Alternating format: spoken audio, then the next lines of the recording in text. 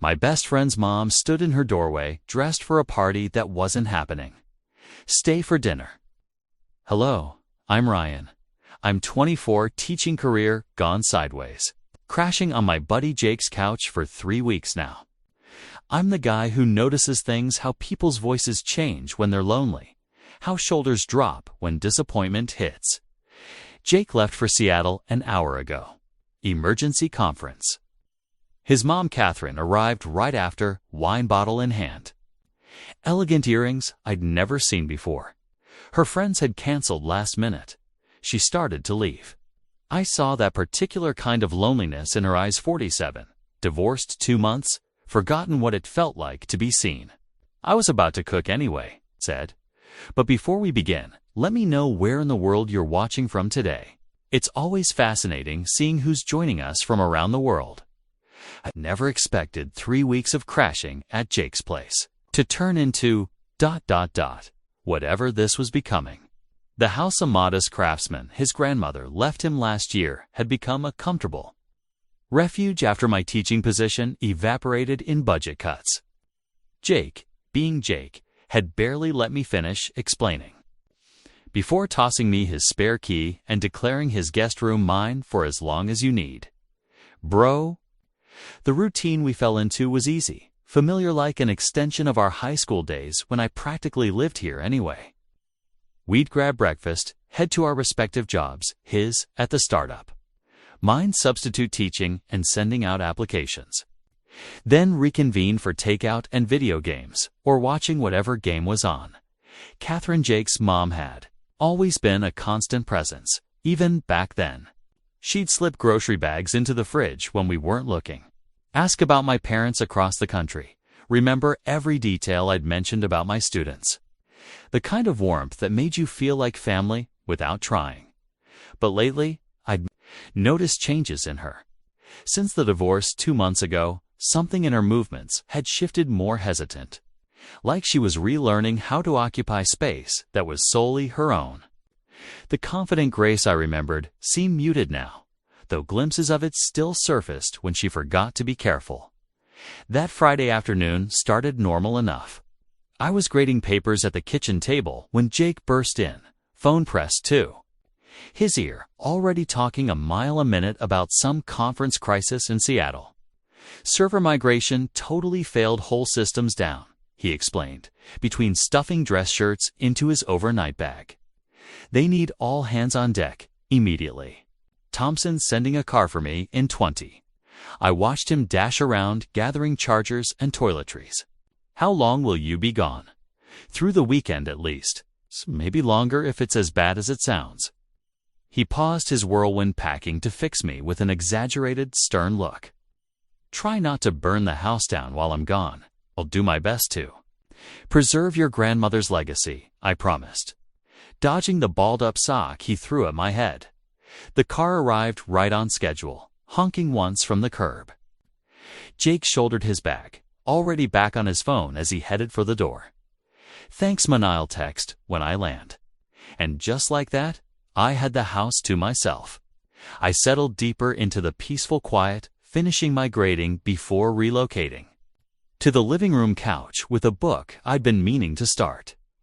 The late afternoon sun slanted golden through the windows, and I was just getting lost in the story when the distinct crunch of tires on the driveway caught my attention. Looking up, I saw Catherine's car pulling in, but something was different. Through the window, I could see her checking her phone with an expression I'd never seen before. Anticipation mixed with something softer, more vulnerable. She was dressed up, wearing what looked like a new wrap dress in deep blue that made her auburn hair glow in the fading light. A bottle of wine glinted in her free hand as I watched. Her expression shifted, disappointment replacing the earlier spark as she looked at her phone again. She sat there for a long moment, hands resting on the steering wheel, before squaring her shoulders in a way I recognized from all the times I'd seen her put on a brave face at school events or family gatherings. I realized I was holding my breath, suddenly unsure if I should make my presence known or let her have this private moment. Before I could decide, she was opening her car door. Wine bottle tucked into her purse, composure firmly back in place. The doorbell chimed through the quiet house. I stood, marking my place in the book, aware that I was about to step into a story that wasn't quite mine, one where Catherine had clearly been expecting her son, not his best friend, to be on the other side of that door. When I opened the door, Catherine's surprise was immediate. "Oh, Ryan, I'm so sorry. I thought Jake would be." She trailed off, one hand moving self-consciously to her hair. "My friends canceled our dinner plans at the last minute, and I thought, well, it doesn't matter now." I couldn't help noticing how she'd styled her hair differently tonight. Soft waves falling just past her shoulders instead of her usual practical twist. Small pearl drops hung from her ears, jewelry I'd never seen her wear in all the years I'd known her. Everything about her appearance spoke of careful preparation, of hopes for an evening that had evaporated with a canceled plan. "I should go," she said quickly, already starting to turn away. "I didn't mean to intrude on your evening." "Catherine, wait." The words came without thinking, prompted by something achingly familiar in her expression, the same look I'd worn too many times lately, facing another empty evening alone. I was actually about to start cooking. Got more than enough for 2 people. She hesitated on the threshold, uncertainty written in the way she held herself. I added softly, "Honestly, I could use the company. The house feels pretty quiet with Jake gone." Her green eyes studied my face, searching for any trace of pity or obligation. Finding none, her shoulders loosened slightly. "Are you sure? I don't want to impose, ... "I'm sure." I smiled, stepping back to make space in the doorway. "Besides, it seems a shame to waste that wine you brought." A genuine smile touched her lips, then the kind that made her eyes brighten. "Well, when you put it that way." She stepped inside, and I helped her with her coat, catching a hint of unfamiliar perfume as she moved past me. In the kitchen, she set the wine bottle on the counter while I gathered ingredients from the fridge. Through the window above the sink, I could see dark clouds building on the horizon, their edges tinged with that peculiar greenish gray that often preceded a serious storm. Catherine noticed them too. The weather service issued a warning earlier there, saying it could be quite severe tonight.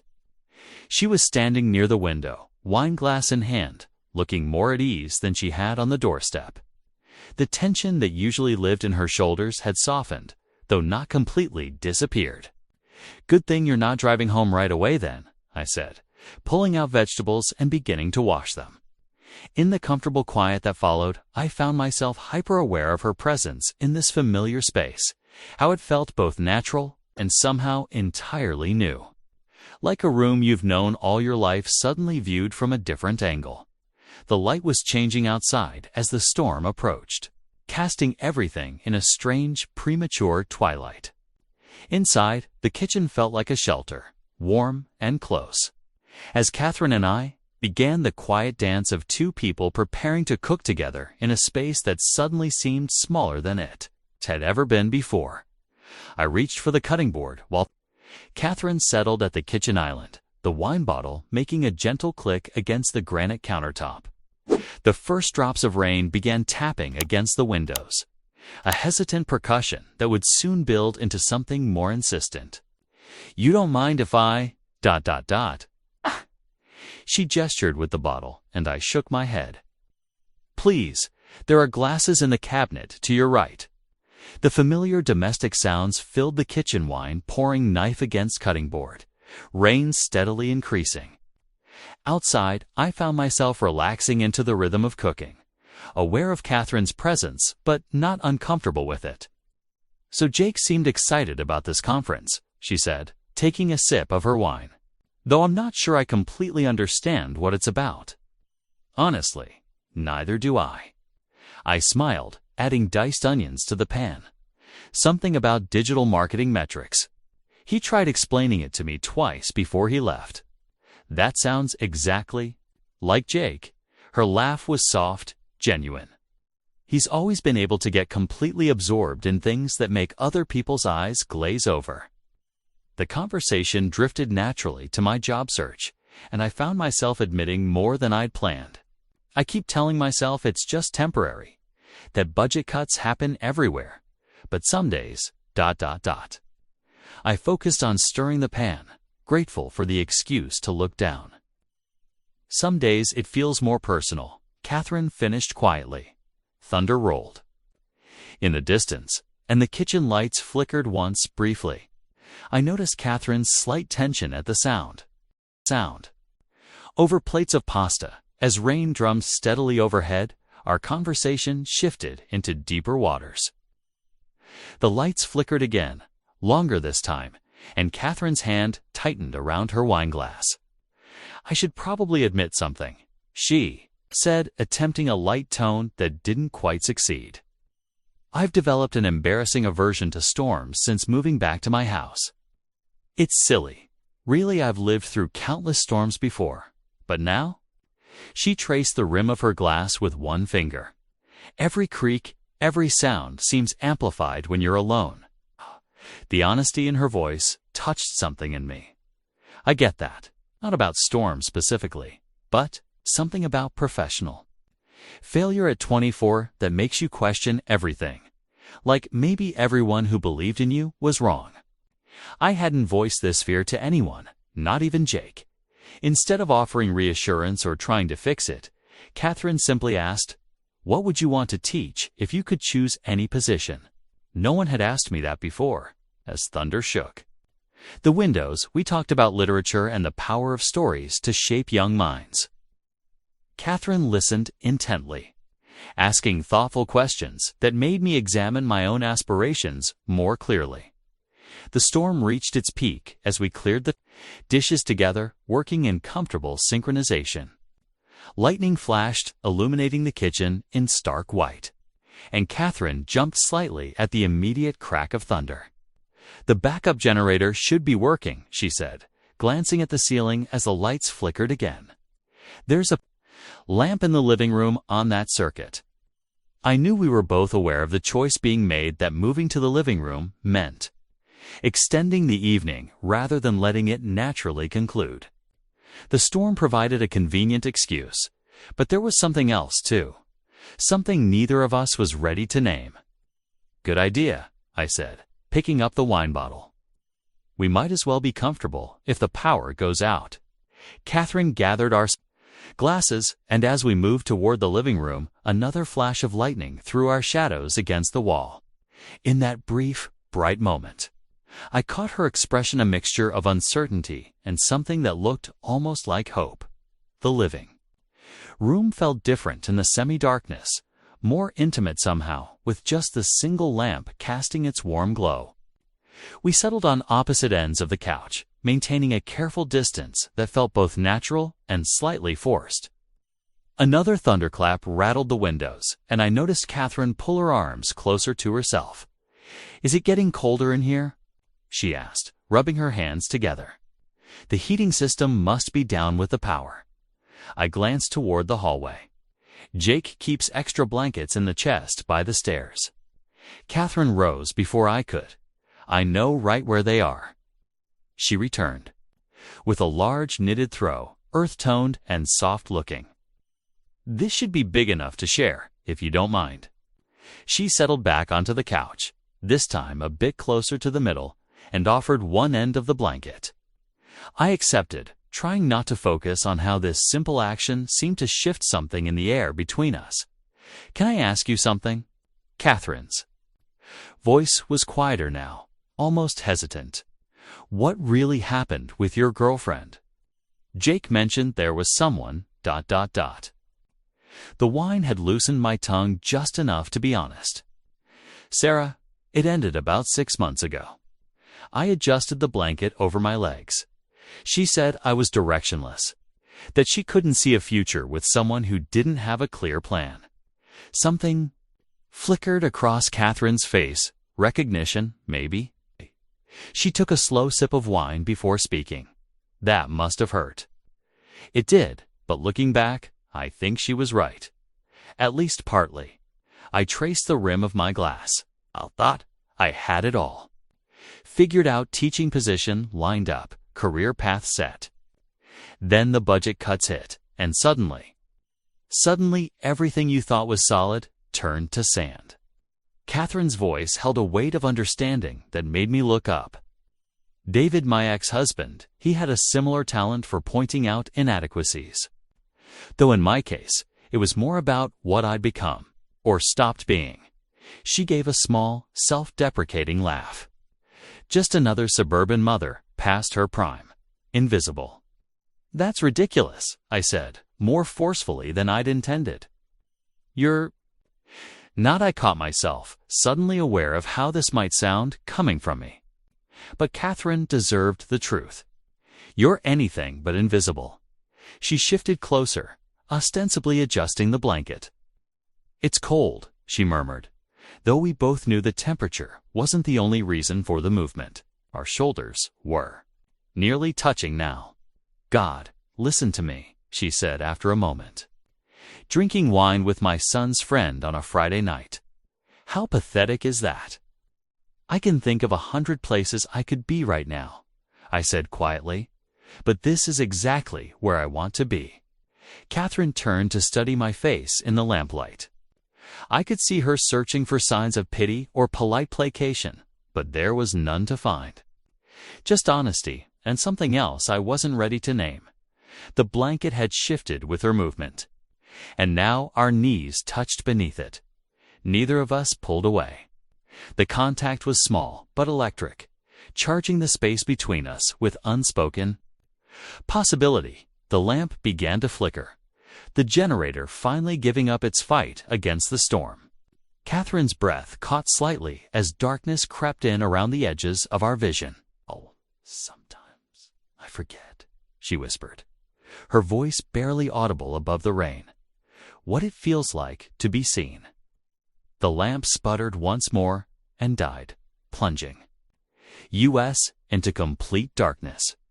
The storm-thick clouds blocked even moonlight, leaving only the sound of rain, thunder, and our breathing in the black velvet space between us. The darkness felt absolute for a moment before my eyes began adjusting to the faint glow coming through the windows. Hold on, I said softly. Jake keeps an emergency kit in the kitchen. I reluctantly left the warmth of the blanket, using my phone's flashlight to navigate. The kit yielded several thick pillar candles and matches. When I returned, Catherine had drawn her legs up beneath her on the couch, making herself smaller in the darkness.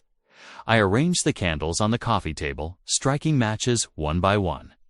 Each flame created a small pool of amber light, throwing gentle shadows across Catherine's face.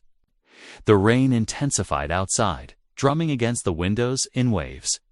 Better? I asked, settling back onto the couch. The shared blanket meant sitting closer than before, our shoulders touching lightly. The contact felt both accidental and inevitable. Catherine's voice had dropped to match the intimate atmosphere. She swirled the wine in her glass, watching the liquid catch the candlelight. It's strange, you know? Being 47. She gave a soft, self-deprecating laugh. You become a different kind of invisible. I turned slightly toward her, encouraging her to continue. Men look through you at restaurants. Servers address your younger companions first. She took a slow sip of wine. David, he stopped really seeing me years before the divorce. I just didn't want to admit it. I reached for the wine bottle, topping off our glasses. How do you mean? Us. He'd ask about my day, but his eyes would be on his phone. Or he'd make plans without checking if I had something scheduled, as if my time wasn't quite real. Her shoulder pressed more firmly against mine as she shifted. The worst part was how gradually it happened, like watching a photograph fade in the sun. The candlelight flickered as thunder rolled overhead. I found myself studying her profile, the elegant line of her neck, the way she tucked her hair behind her ear, wondering how anyone could stop seeing her. It's funny, she continued. I haven't talked about this with anyone. Not really. My friends are all coupled up, and they get this look like they're afraid divorce might be contagious. She smiled faintly. And Jake? Well, you can imagine how eager he is to discuss his mother's love life. I get that, I said. After Sarah left, my friends kept trying to fix me up with their single cousins or coworkers. Like being alone was some problem that needed solving. Catherine turned to face me better, tucking one leg beneath her. And is it a problem? Not. Tonight, it isn't. The words slipped out before I could second-guess them. Honest, in the candlelight. She didn't look away. I can't remember the last time I talked like this, without watching the clock or checking my phone every 5 minutes. Something about the storm, I agreed, makes everything else feel far away. Or the darkness, she added softly, makes honesty easier somehow. I nodded, hyper-aware of how our positions had shifted, how the blanket created a warm cocoon around us. Like those late-night conversations in college when you feel like you could tell someone anything. God, college. Catherine laughed quietly. I had such plans back then. Was going to revolutionize art history, travel the world, giving lectures. She paused. What about you? After you find an apartment, what's next? She moved to gesture with her free hand, and it brushed against mine, where it rested on the blanket. Neither of us immediately pulled away. Her fingers were cool from the wine glass, but her touch sent warmth spreading through my chest. I've been thinking about private schools, I said, trying to focus on the question rather than the point of contact between us. They're not as dependent on state budgets, or maybe education nonprofits, using my teaching background differently. Find your way, Catherine said, and unlike when others said it, it didn't sound like an empty platitude. You have too much heart not to.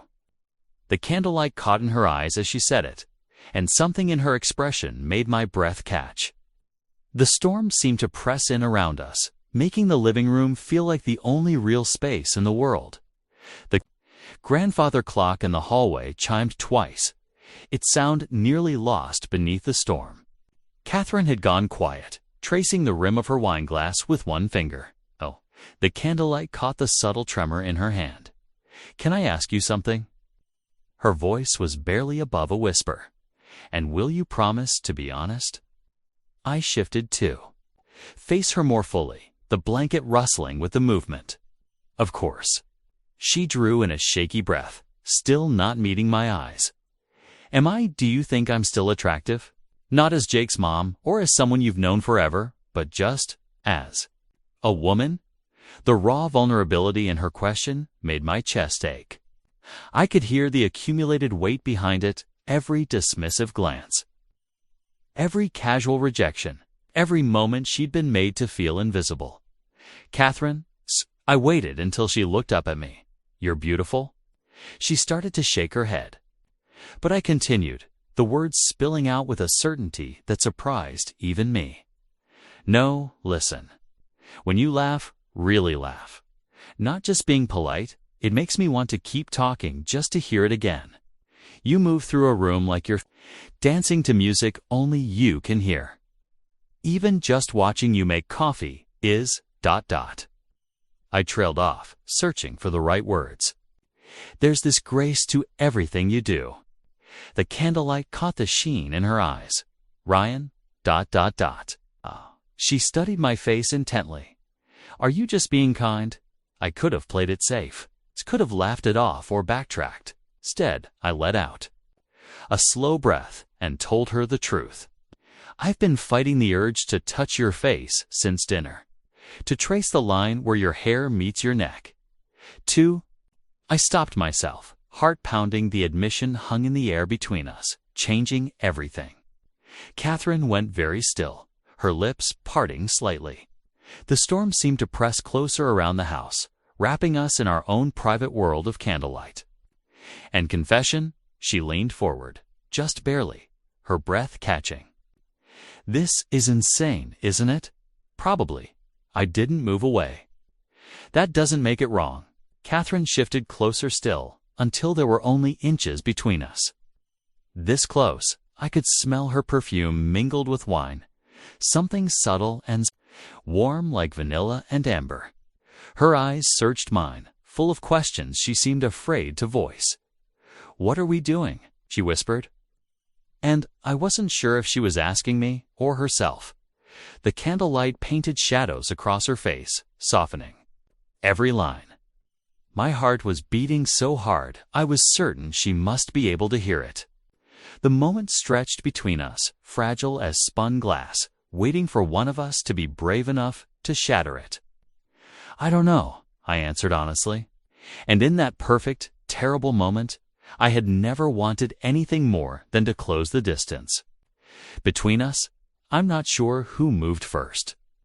Maybe we both did, drawn together like magnets finally released from their restraints. The candlelight flickered as our lips met, soft and tentative at first.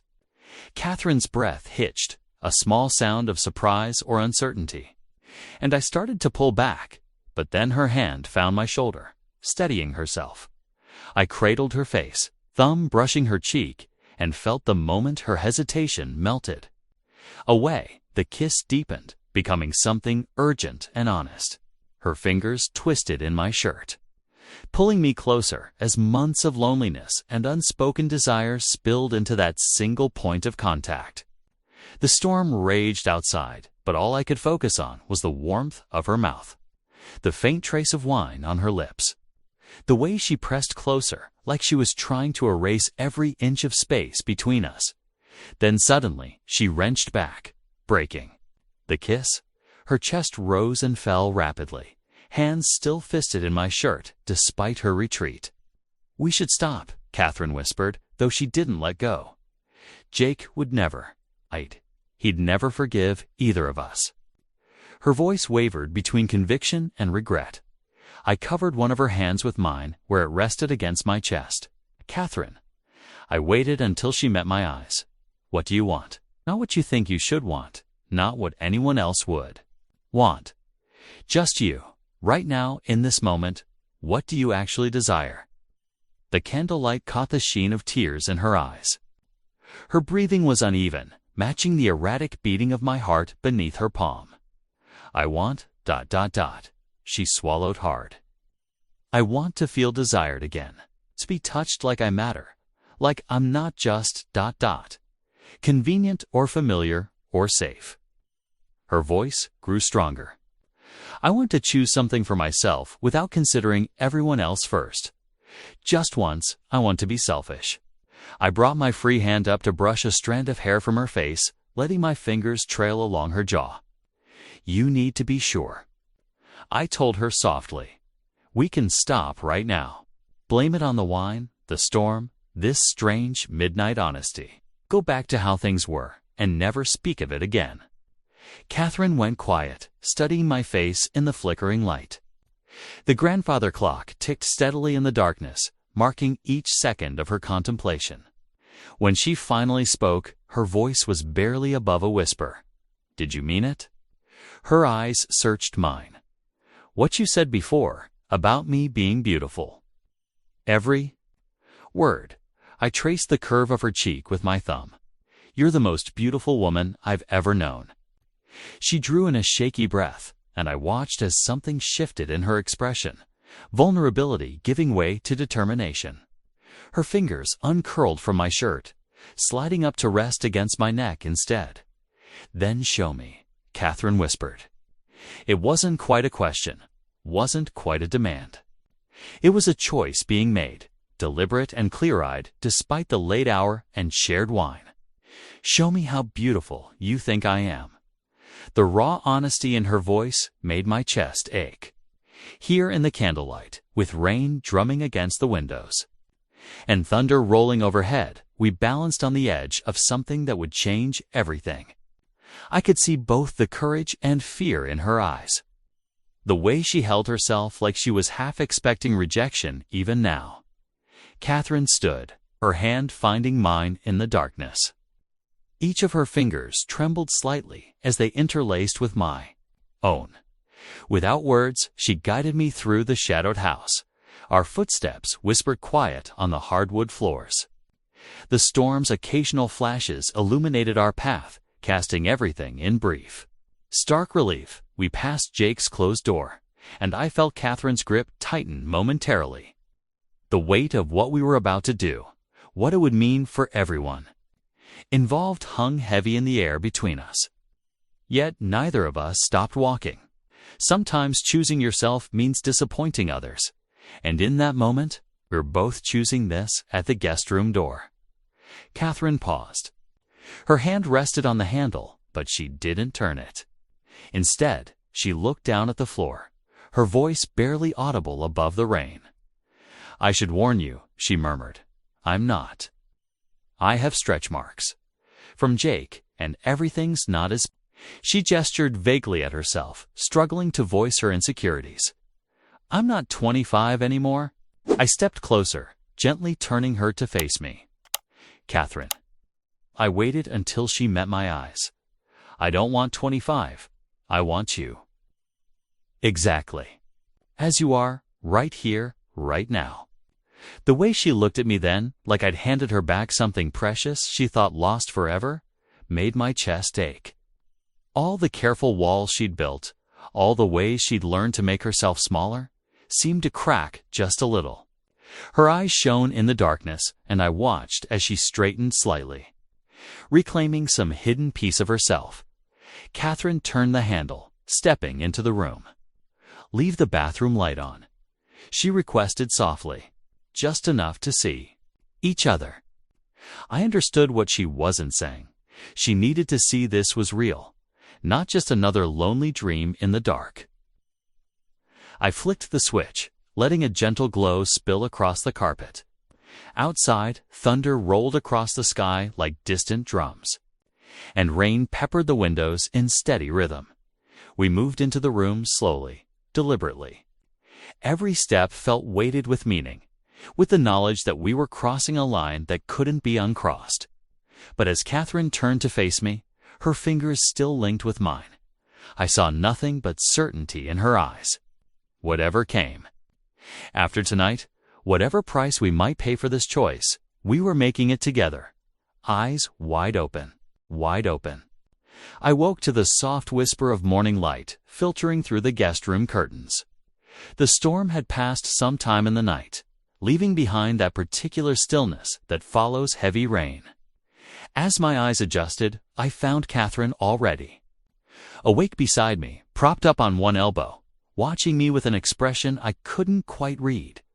Somewhere between wonder and worry, as if she was trying to memorize my face while simultaneously bracing for regret. "Do you?" she asked softly, her free hand resting lightly on my chest. "Regret it, I mean?"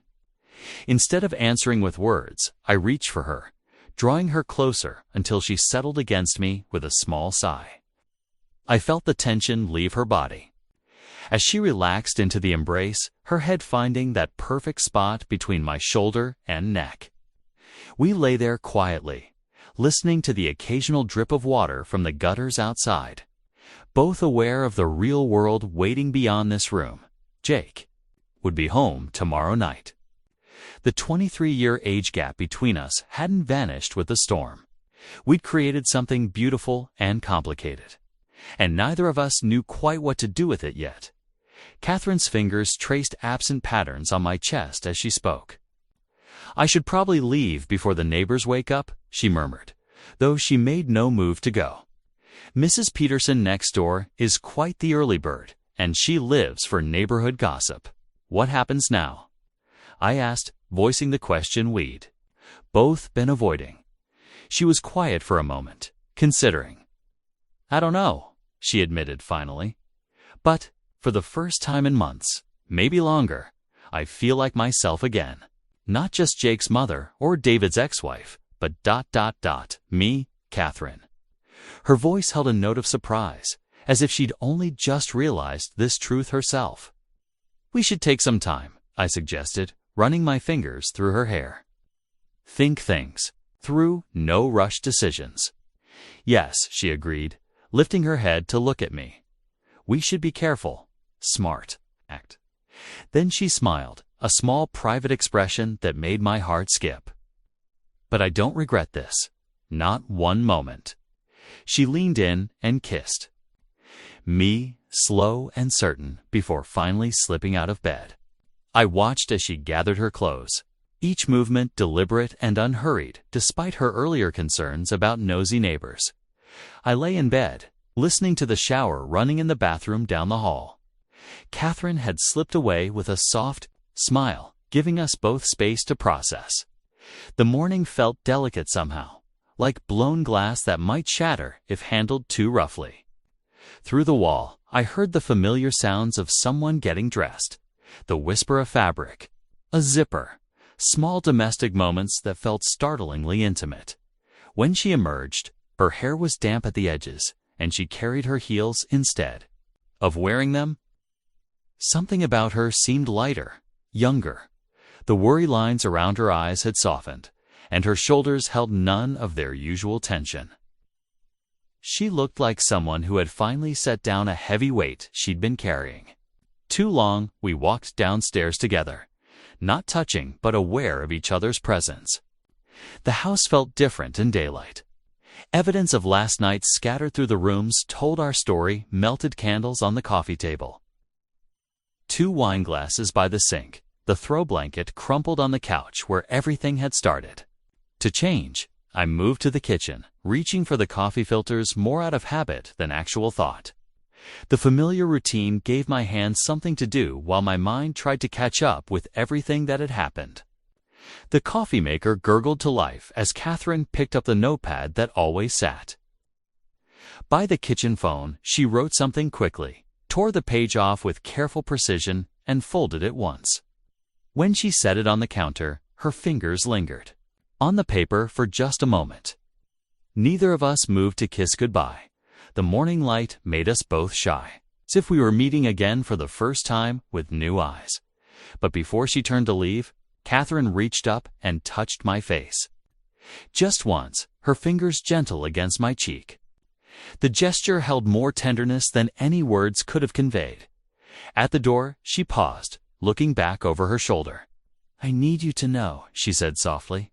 This meant something to me. After she left, I stood in the quiet kitchen, listening to her car start and pull away. Only then did I unfold the note she'd left. Her phone number was written in elegant script, followed by 4 simple words. "Thank you for seeing me." I ran my thumb over the writing, understanding that this wasn't an ending at all, but something far more hopeful. A beginning Saturday drifted by in a strange fog, my hands moving through familiar motions while my mind kept returning to the night before. I gathered the wine glasses from the coffee table, hesitating before washing away the faint trace of Catherine's lipstick. The candles went into the drawer, their melted forms a quiet testament to what had happened in the darkness. I found myself picking up my phone throughout the day, typing out messages to Catherine only to delete them immediately. What could I possibly say that wouldn't sound trite after the raw honesty we'd shared? "Hope you got home okay" felt absurdly casual. "I can't stop thinking about you" seemed too intense. Every attempt fell short of expressing the complexity of what had shifted between us. The house felt different now, charged with memory. Even simple tasks like changing the sheets or straightening the living room carried new weight. I kept finding small reminders, a forgotten earring back under the coffee table, the lingering scent of her perfume on the throw blanket. Each discovery made my chest tighten with equal parts warmth and worry. When Jake called that evening, my heart jumped at his name on the screen, but my voice stayed steady as I answered, surprising myself with how normal I managed to sound. We talked about his conference, about the storm that had knocked out power across the neighborhood. I let him carry most of the conversation, making appropriate noises of interest while carefully avoiding any mention of his mother. The guilt sat heavy in my stomach, but beneath it was something else, a certainty about Friday night that I couldn't bring myself to regret. Sunday morning arrived with nervous energy humming under my skin. Jake would be home that evening, and I still hadn't figured out how to act around him. Several times I pulled up Catherine's number, wanting to call and discuss how we should handle things. But it felt too soon, too fragile. We both needed time to process before making any decisions.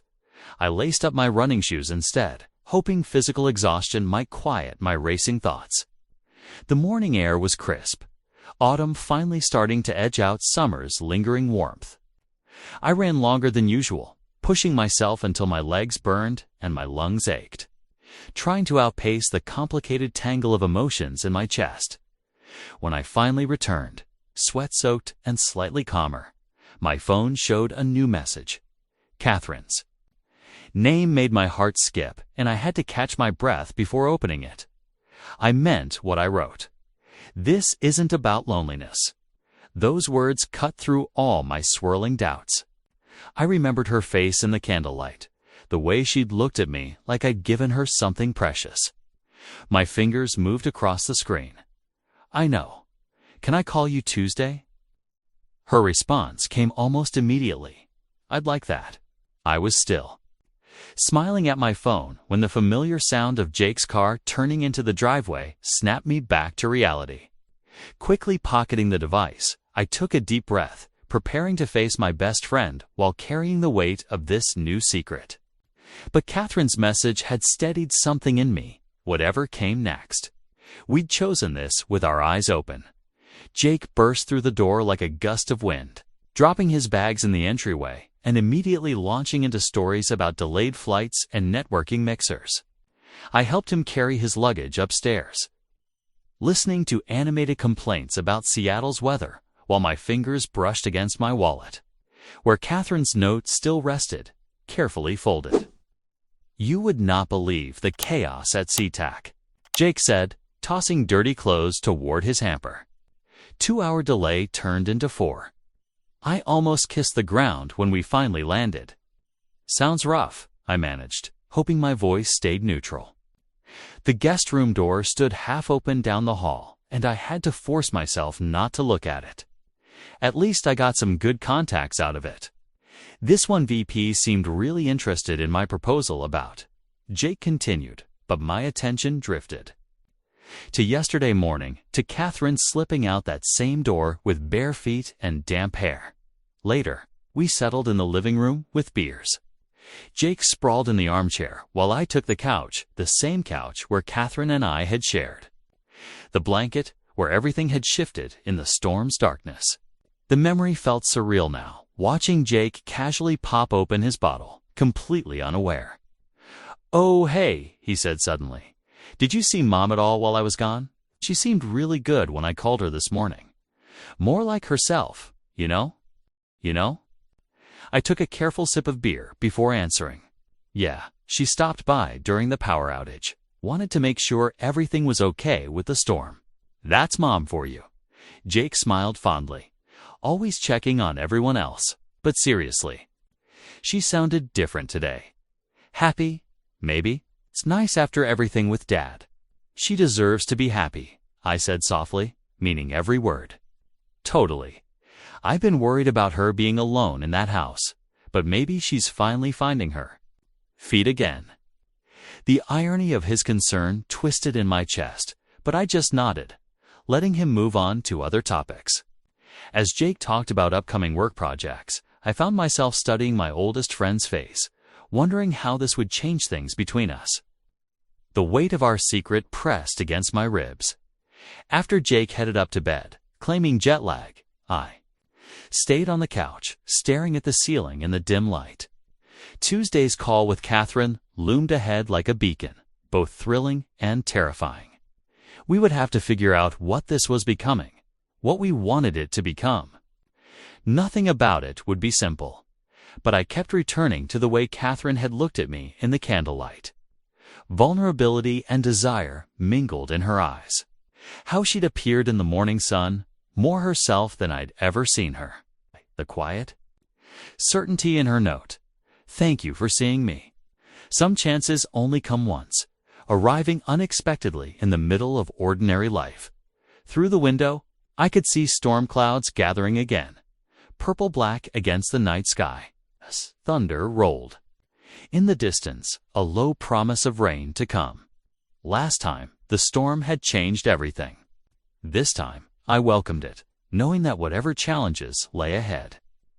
Catherine and I had already made our choice in the darkness. The sound of Jake's footsteps above reminded me of all we could lose.